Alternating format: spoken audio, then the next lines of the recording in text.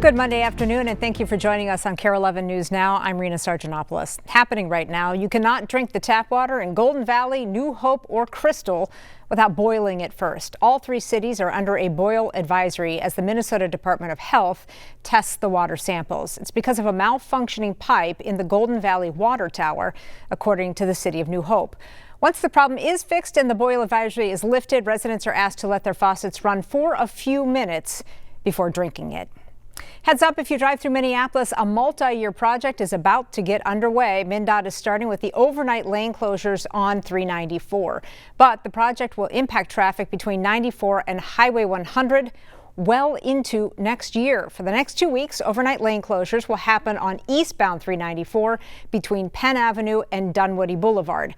An alternate route, Highway 55, also dealing with construction. But MnDOT says they're getting that done now, so it will be ready once the worst of the construction for 394 arrives next year. More than $70 million project will, among other things, repair pavement, bridges, and ramps. Today, the Minnesota State Senator, I should say, Nicole Mitchell, started her criminal burglary trial more than a year after being charged. Mitchell's facing burglary charges in Becker County, accused of breaking into her stepmother's home last April. She says she was trying to check on a family member, but police say she told them she wanted to grab sentimental items that belonged to her late father. Her trial has been delayed twice now, once for the legislative session and again after 2 Minnesota lawmakers were shot last month. It is expected to last about a week.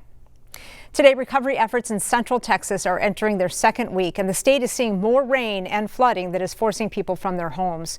New video shows water rushing from the Frio River in Leahy, Texas, forcing a flash flood warning. It comes as Kerrville, Texas, is still trying to dry out from the deadly flooding over the 4th of July. NBC's Ryan Chandler has more from Kerrville. It really is the last thing that Texas needed. Some torrential rainfall dousing this area yesterday and this morning. That is complicating the search efforts going on in Kerr County and leading to more rescue missions, more flooding across central Texas. Now more areas outside of Kerr County like San Saba, Llano, Burnett, Lampasas are seeing major flooding on top of this catastrophe that is still ongoing here in Kerrville. Search and rescue and recovery missions were postponed yesterday, fearing rising floodwaters along the Guadalupe. The river did rise a bit, but nowhere near the levels that we saw last week. Yesterday afternoon, Kerr County did clear some search and rescue teams to resume their efforts in the western part of the county. So there is some optimism there, but the numbers are just staggering with 160 some people still missing, at least adding to a death count of 120 some people across central Texas. So these search efforts continue with thousands of people showing up to donate their time, money, and energy to try and find as many answers as they can for so many grieving families across Texas. In Kerr County, I'm Ryan Chandler. Back to you. Happening right now, wildfires are burning out of control, damaging the Grand Canyon in Arizona. Rapidly spreading fires destroyed a historic lodge and dozens of other structures on the canyon's north rim. As of today, 0% of that wildfire is contained. Park officials say the north rim will remain closed to all visitors for the rest of the season. New today, President Trump meeting with the Secretary General of NATO as the U.S. reaches a new deal to send weapons to Ukraine. That deal lets the U.S. sell weapons to NATO allies who can then share with Ukraine. Trump also says he may make a big announcement on Russia sometime today. The president has been very critical of Russia in recent weeks while trying to work out a peace deal to stop the fighting between Russia and Ukraine. While he did not specify exactly what he's thinking with Russia, Trump did mention the country during today's meeting. We are very unhappy, I am, with Russia, but we'll discuss that maybe a different day. But we're very, very unhappy with them, and we're going to be doing very severe tariffs if we don't have a deal in 50 days. Tariffs at about 100%. You'd call them secondary tariffs. A check of the markets this afternoon as Wall Street reacts to new tariffs from President Trump on Mexico and the European Union. The EU and Mexico both slapped with new 30% import taxes that will take effect August 1st. The president also threatening to raise the tariffs even higher if any of those countries retaliate. Today, EU leadership met to decide how to respond. 30% or anything about 30%. So eventually any additional counteraction from the United States, it has more or less the same effect. So it's practically it prohibits the trade. So if you're talking about 30% or 30% plus, there will be a huge impact on trade. It will be almost impossible to continue the trading as we are used in a transatlantic relationship. The president of the European Union says any countermeasures on the U.S. from them would come in early August. That's so they have a few weeks to try and work out a trade deal with the U.S. The back-to-office push took another big step forward, with Target confirming that its biggest pool of workers are now heading back to its downtown headquarters in a few months. They will be joining U.S. Bank, Ameriprise, and Xcel Energy, bringing workers back. Ken Erdahl has the story.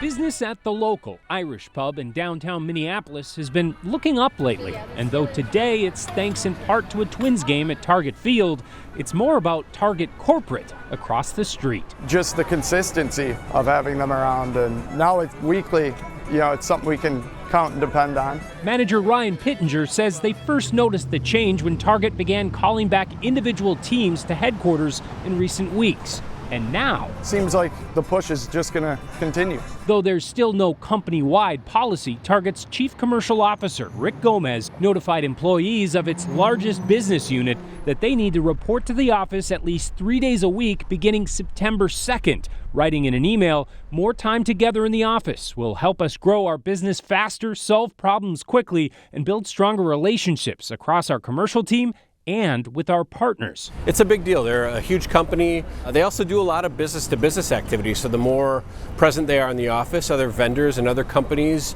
want to be here and want to continue to try to do business with Target as well, so it has that spillover effect. Adam Dinnick, CEO and president of Minneapolis Downtown Council, says the move will also help build on recent momentum.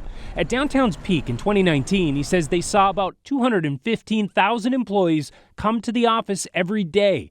Just a year later, amid the pandemic, he says traffic was down to just 20% of that number. But by last year, he says back to the office traffic was about 2/3 of the way back. We're now even going higher. We're at about 70%. So that number is about 150 to 160,000 people. Though, to be clear, he says that's only across the 3 busiest work days. Tuesday through Thursday has been pretty consistently the work week. Monday and Friday are lighter in the office, but Friday's numbers are higher because people come downtown in the evening and for social gatherings, going out and so forth. The next wave of Target employees will have some say in that. Gomez writing, instead of taking a one-size-fits-all approach to this expectation, we're empowering you to choose which 3 days are best. In the meantime, the staff at the local will do its best to be ready when those days come. Given the fact that I do the schedule, it makes my schedule a bit different because you always want to be prepared. It's like being a weatherman in the service industry, You're like, all right, prepare for it, because now it's becoming a constant thing. The U.S. Department of Justice has launched another investigation into the state of Minnesota and its hiring practices in the Department of Human Services. A DHS policy updated this summer, but in place since 2002, says supervisors must provide a hiring justification when seeking to hire a non-underrepresented candidate. The Trump administration says the policy may violate Federal Civil Rights Act of 1964 by discriminating against white male candidates. But the DOJ says it has not come to any conclusions yet. With the investigation being as open-ended as it is at the moment, it could go in a variety of directions. They could open a sort of a larger investigation. They could enter into lawsuits against the state of Minnesota. In a statement, DHS said it follows all state and federal hiring laws. Justification of non-affirmative action hires for some vacancies has been required by state law since 1987. Well, tonight, a Minnesota man is sharing his story with us for the first time since he was exonerated of a burglary conviction nearly 3 decades ago. The pardon comes 18 years after Sherman Townsend was released from prison for a crime he did not commit. Joe McCoy has more on his journey to this point and how Townsend is moving forward. Sitting on his porch in Minneapolis is something Sherman Townsend does for a couple hours a day. I get bored after that. The 75-year-old gotta go find something else to do. Lives a quiet and simple life. It's a relief, a very big relief. But for Townsend, this freedom on his porch is not something he takes for granted. When you've been falsely convicted, you didn't have a lot of trust for the corrections. department, you know. In 1998, he was convicted of first-degree burglary and sentenced to 20 years in prison. However, in 2007, David Jones, the only eyewitness who framed Mr. Townsend for the crime, came forward while in prison himself and admitted in extreme detail, including drawings, to being the true perpetrator. KARE 11 was there a few months later in 2007 when Townsend was released from prison with time served. Just a new chance in life. One of my top prayers with God, please don't let my mother die while I'm in prison. He got me out 5 months.